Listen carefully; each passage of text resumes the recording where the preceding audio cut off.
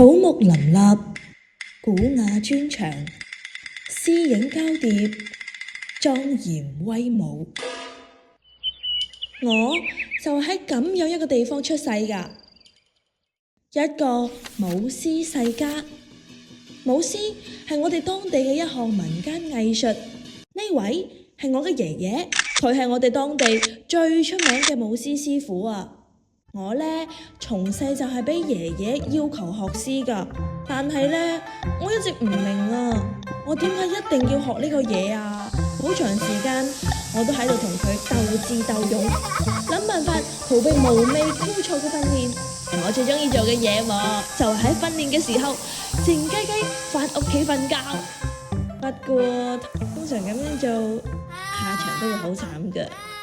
我屋企後院有一個老獅頭，一直都好吸引我。有一日，我好奇咁摸咗摸嗰粒獅頭，諗唔到有一隻獅靈竟然從入面跳咗出嚟喎。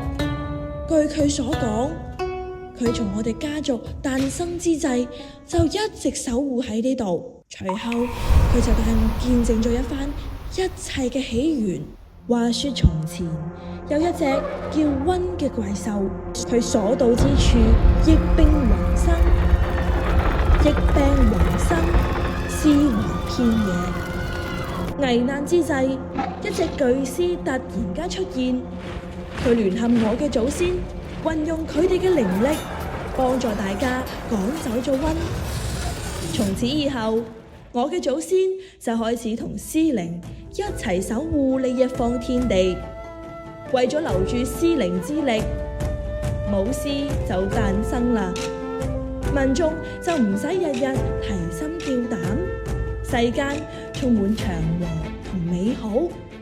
從嗰日之後，我先意識到爺爺點解要逼住我學舞獅。